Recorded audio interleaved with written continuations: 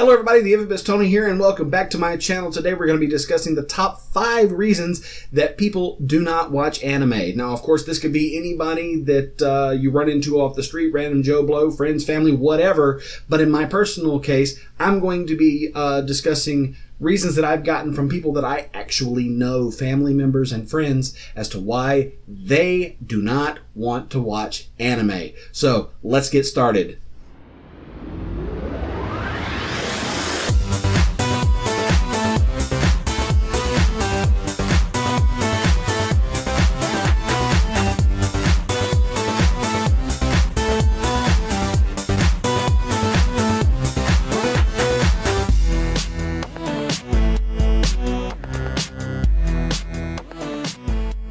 Alright, number 5. Anime is for kids. We've heard this 1,000 times over. As a fan of anime, I've heard this probably more times than I care to mention. Anime is for kids. I don't watch anime because anime is a cartoon, and cartoons are for kids. So let's go ahead and deal with that and get that right out into the open. I want to talk to you guys for a moment about my first exposure with anime, and why I came to a very, very sudden realization that anime is not for kids. So, let's see. I was in grade school at the time, probably 5th grade, 6th grade, somewhere in there, and we were visiting some family in South Louisiana. And we were up late. It was my cousins. I was up late, and we were watching TV, or we were playing video games or something, probably video games. But we were up late. That's the point. We were up late. Late enough that all of the provocative phone sex advertisements were starting to show up on the television. I don't even know if they still do that, but in this time, that was a common thing. Late at night, you started seeing this "call me for a good time" type stuff, and that was normal. But, you know, mixed in with all that, there was also an advertisement for another anime, a very popular anime.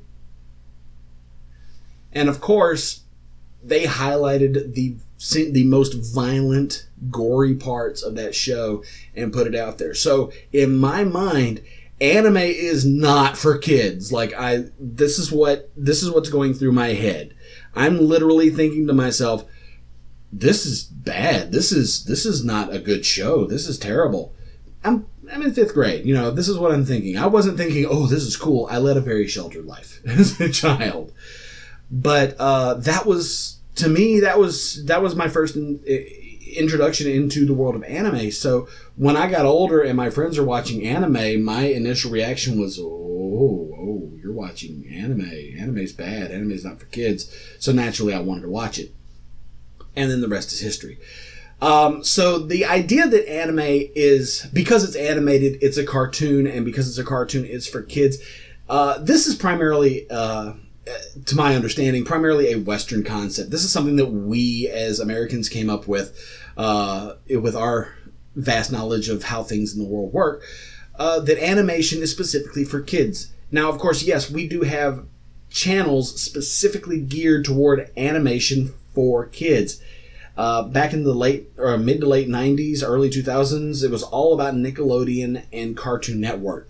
And of course, now we have other channels like Boomerang, and I think there's some more. I don't know. Anyway, there's other channels out there that feature animation specifically for children.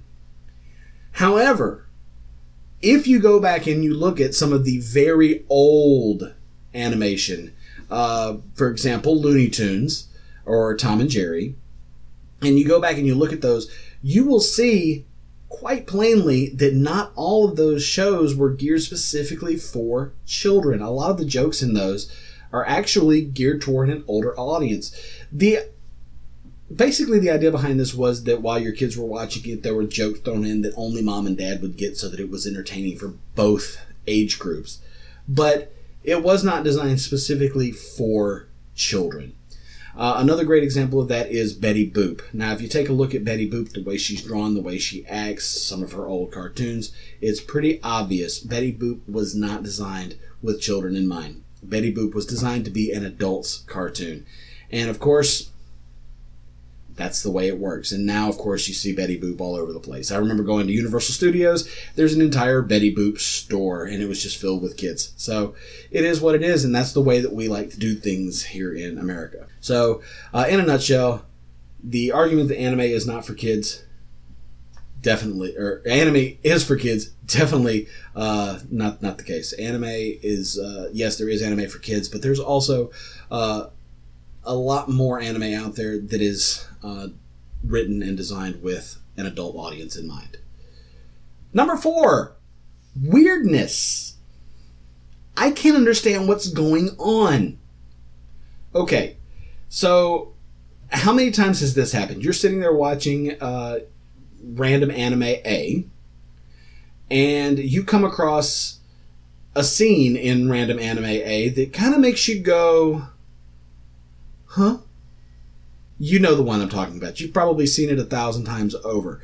As a fan of anime, we generally just accept it as normal and we just move right along. That's it. It happened, it's done, it's over, we're good. But for somebody that has never experienced anime, somebody that's never watched anime, a scene like this will ruin their first experience in anime. And, you know, it never fails. When you're trying to introduce somebody to anime, that's the scene that's going to happen right then and there. And it's probably going to happen a couple times in the show. It's Murphy's Law when it comes to anime. It is what it is, and that's what happens. But I think personally, I think it's weird when people say, I can't understand it. I don't get what's going on, and it's that argument is based solely on the weirdness aspect of it. Yes, there are scenes that are hard to understand, even for me, because sometimes I don't get the jokes. Sometimes I don't understand all about this Japanese culture. Yeah, I get it. There's stuff that I don't quite understand is normal that these characters are going through, and you know, I don't know. It's hard for me sometimes. But because I love the story, because of the rich story elements in the plot, I continue to watch the show, and I just accept the weirdness. I accept it. It's there. But it doesn't take away from the rest of the show.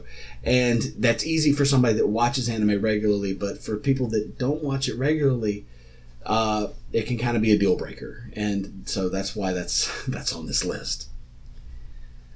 Number 3, and I have a friend of mine to thank for this phrase because I never would have thought of this phrase. Plot equals opai. Opai meaning, okay, so let's talk a little bit about fan service. Now, as a fan of anime, if you're a fan of anime watching this, you and I both know that anime is not always about fan service. But that does not stop the animators from throwing some in every once in a while. It happens. Fan service is a thing, but it's not always plot. That's not always what it revolves around. Now, I will say this. There are plenty of shows out there, plenty of anime out there that, yes, it does revolve around that. That's what it revolves around. But the majority of anime does not. Now, we have a word for anime that's all about that, and just nothing but that. And, I'm sure moms and dads out there have seen this pop up in their browser search histories every once in a while. But, yeah, that's a thing. This is not. We're not talking about that. We're talking about anime. So, the fact of the matter is that, and this has actually happened to me. I'm watching a show that actually has pretty good plot to it. It's very entertaining. It's comical. It's got some great action sequences in it as well. But of course, there is a ton of fan service in it. And when I started watching this show, I didn't realize that it was going to have this amount of fan service in it. Thank you to my brother TJ for introducing me to this show and getting me hooked on it. But of course, I watched this show, and there's a lot of fan service in it, and a lot of really awkward and uncomfortable scenes thrown throughout. So I'm sitting here and I'm watching my show, and of course, this is the moment when one of the people that I've been trying to get to watch anime walks in and sees this scene taking place, and I'm just, I can't, there's no coming back from that. There's no coming back from that. Whenever you're watching a show and you've been trying to get somebody to watch it with you, and you're like, oh yeah, you're gonna love it, it's great, this, this isn't the show that I wanted to show you, but whatever, and then all of a sudden, boop, there it is. You can't recover. There's no recovering from that. Those of you that have ever watched anime at home and had mom and dad walk into your room while you're watching anime, and they've seen either number 4, Weirdness, or number 3, boobs, there's no coming back. You're done. It's it. Anime for that moment on is nothing but smut and porn to them, and it's almost impossible to recover from that. Number 2, I've seen it and I don't like it. This is perhaps one of my least favorite arguments. Where do I begin with this? Okay, so anime is not just a one-sided thing. Anime is a vast world of stuff. Where am I going with this? Genres. Let's talk genres. Okay, there are as many, if not more, genres in anime than there are in major motion pictures or major TV. You've got action, you've got adventure, you've got fantasy, you've got horror, romance, my personal favorite, which is slice of life, drama, you've got... What else do we have? I lost my train of thought, but there's tons of them out there. You can literally, you can go to Funimation and pull up a list of all their different genres, and I mean it's a list. It's a long list of different types of shows. But the fact remains that each genre features several different ways of conveying that genre. So when you go in and you find romance, you're going to find a lot of different types of romance. Perhaps one of my favorite romance animes was Your Lie in April. It broke my heart watching the story unfold, but it was very well done, and I liked it. And then there's other romance anime out there that I probably would not like so much. But that is what it is. I'm able to pick and choose what I like out of each genre, and other people, they see one anime and they stamp, this is anime. And then, from that point on, all anime is that's what it is. And that's my mindset. If I saw, for example, if somebody that hasn't watched anime saw Dragon Ball Z, or Dragon Ball Super, whatever the newest one is, for the first time ever, and they didn't like it, then, shaking my camera, they're going to associate what they saw there with anime across the board.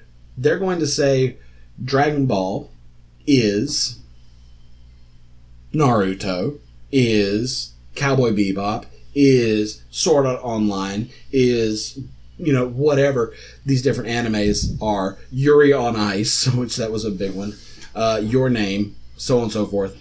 They're going to lump all those together in a big ball and say it's all anime, and I've seen it and I don't like it. And it's frustrating for me, but it's very difficult to get around. So trying to explain to somebody, yes, I get your argument. I understand you've seen some anime and you didn't like it. You've given some anime a shot. All I can say from a fan's perspective is I don't like all anime either. There are some shows that I just don't care for. I don't like the story. I don't like the characters or the plot. However, I still give it a shot before I pass judgment on it, because there's no telling, whether or not I'm going to like this particular show. All right, and number 1, and this is probably going to hurt the most, but the number one reason why most people don't watch anime is you. Me. Fans of anime. We are our own worst enemy in this crusade. It's very difficult for me to accept that the people that I love, the people that I know, don't want to watch the things that I love and that I know. It's commonplace for me to say, hey, look, I found this show. It's great. You should check it out. And I started, and it's anime. And of course, it gets the typical anime treatment. And of course, it's something that I love, something that I really love. And for them to not like it, it hurts me a little bit, because I'm like, how do you not like this thing that I love so much? Like, you literally just took my favorite thing and spit on it. And that, it hurts me, and it makes me want to try harder to get them to accept it and to get involved in it. And I'm sure most of you guys are the same way. Whenever you try to show or introduce somebody to it, it hurts when they reject it, and you try harder. You're like, well, this isn't the only show that there is. There's this and this and this and this and this, and then before you know it, you've got a whole wall full of potential anime that they might like because you like it, and then you forget the basic concept of coming to know anime. How did you get to know anime? How did I get to know about anime? What made me fall in love with it? Was it somebody sitting there going, you need to watch it, you need to watch anime? Or not? Chances are it wasn't. We had friends that watched it. We had family members that might have watched it. We kind of got introduced to it, and maybe somewhere down the road, we gave it a shot. Now, we might not have liked it, and we might have walked away from it until, months, weeks, years, whatever later, when we gave it another shot and found something that we liked.